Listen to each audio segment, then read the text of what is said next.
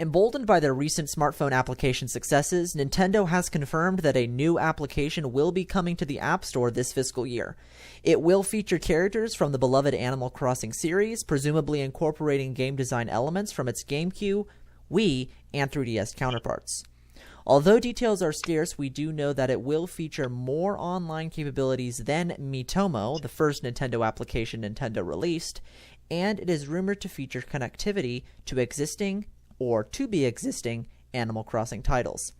Both FishChamp and myself are highly skeptical of this game's release due to our mutual desire to keep this franchise unadulterated.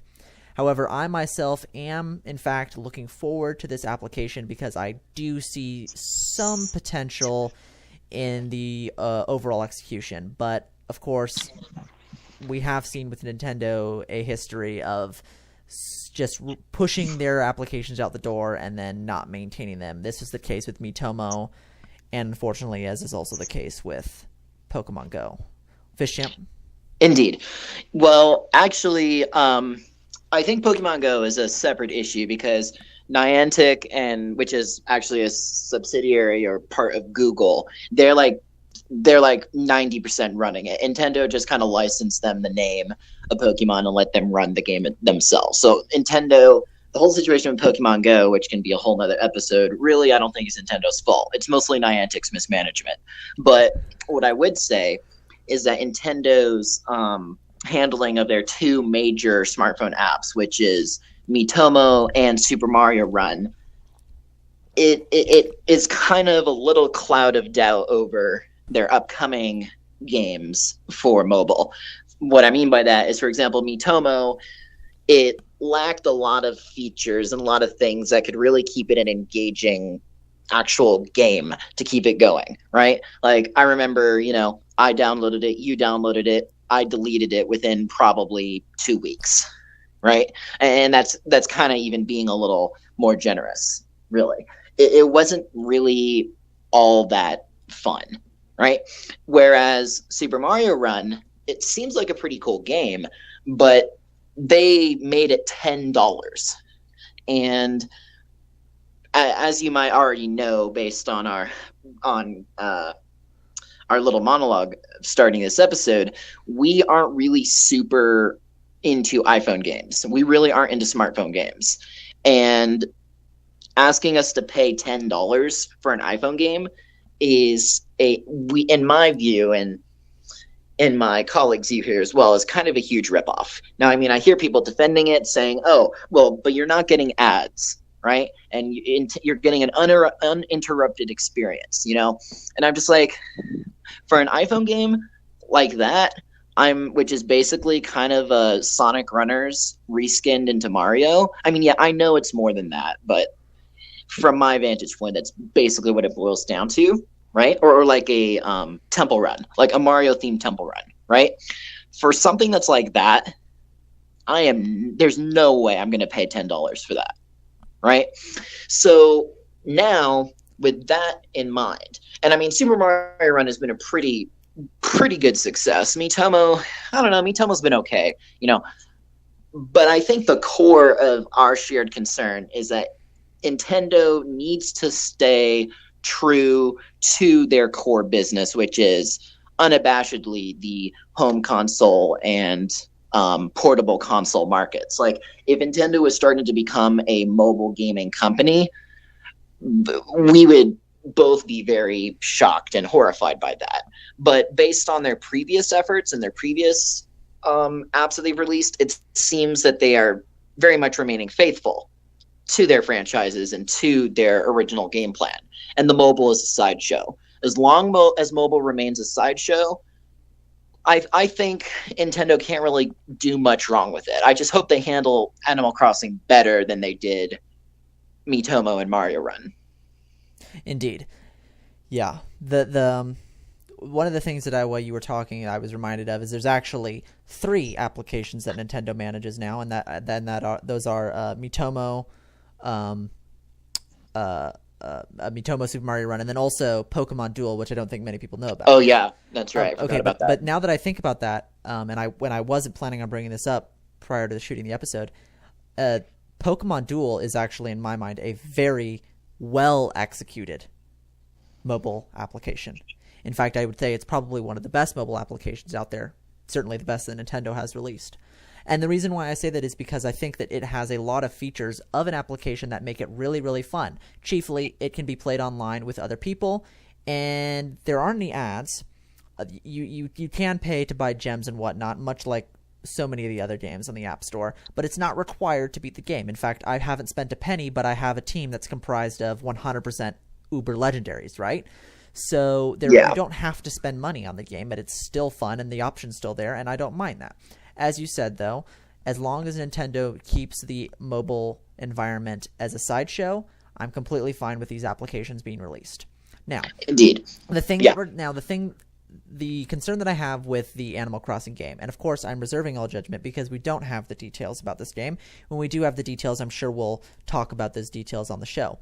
The thing that that initially disconcerts me about this is that Nintendo is taking a series that doesn't have a lot of exposure outside of the avid Nintendo fans like you and me, right? So the thing is like with Super Mario, everyone knows that Super Mario exists. Everyone is, casually a quote-unquote Super Mario Brothers fan, right?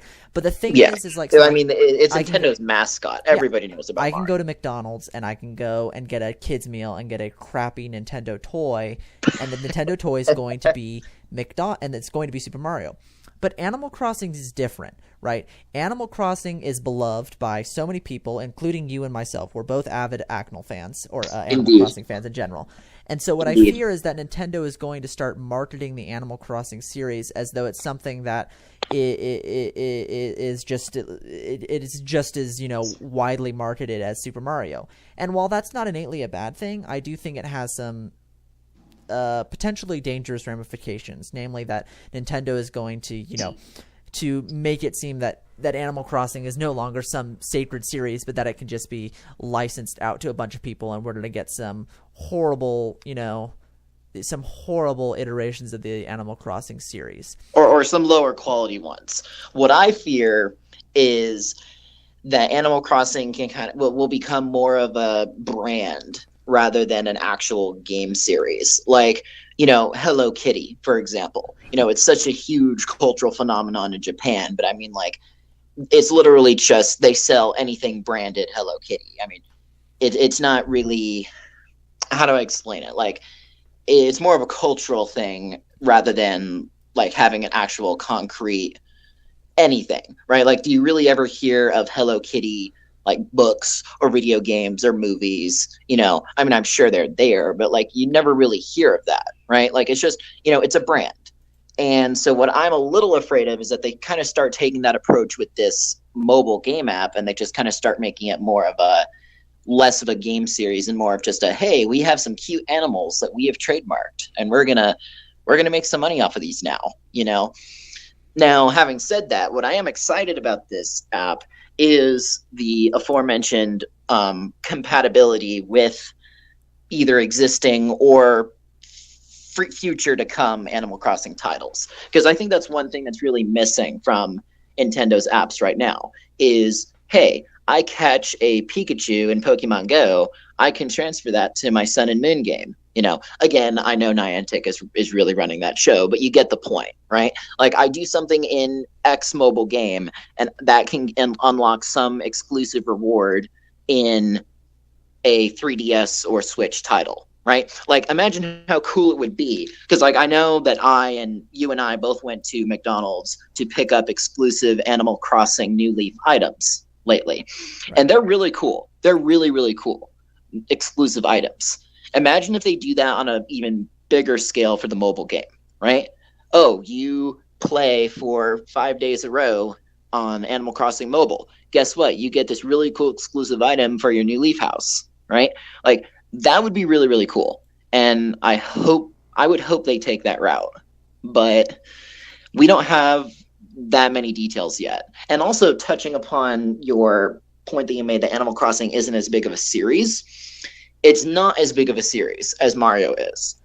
But the president of Nintendo, I believe, when he mentioned why they decided to make Fire Emblem and Animal Crossing mobile games, he said that Animal Crossing actually is one of those series that touches upon a wide demographic group. Like children and women, he noted, were two of the huger or larger demographics playing Animal Crossing games, right? So I think that the president of Nintendo sees this as an opportunity to expand their reach with those market groups because, let's be honest, most gamers are, 15 to 20, 15 to 30-year-old white males, right? So Nintendo kind of wants to expand their market. And in that case, it actually is probably a really, really smart move of them to do this. Indeed. No, there's certainly variability to the fact that Animal Crossing does have a wide market to which it can appeal. What I'm talking about more when I talk about that is more of like the brand. The brand of Animal Crossing is significantly smaller than the brand of Super Mario. Yeah. That I can definitely agree to. And the Super Mario Brothers series is so open to adulteration, right? It's been adulterated in so many different ways. We can go all the way back to, what was it, the 1990s with Hotel Mario. With the CDI, yeah. With the Hotel Mario and stuff like that. And those series even Zelda got adulterated with that. Right. And then, but even now, Zelda has somewhat faded to a more auxiliary role, but Super Mario still remains the main icon for Nintendo, but it's marketed everywhere. And while that's fine with Mario, because I think Mario sort of has a durable nature to it, I don't think the same can be said about Animal Crossing. I think it has to remain. I think it has to keep its niche appeal, and that niche appeal can incorporate wide demographics, but it has to remain niche. Is basically my general overall thesis and my single concern regarding the app. Indeed. So hopefully it'll be a good experience, and the connectivity will be a very nice feature. It won't just be like, we'll give you like 50 bells, in New Leaf or something. I mean, that'd be pretty lame. But hopefully it'll be actually rather extensive and can show that Nintendo really isn't so much of a dinosaur when it comes to interconnectivity anymore.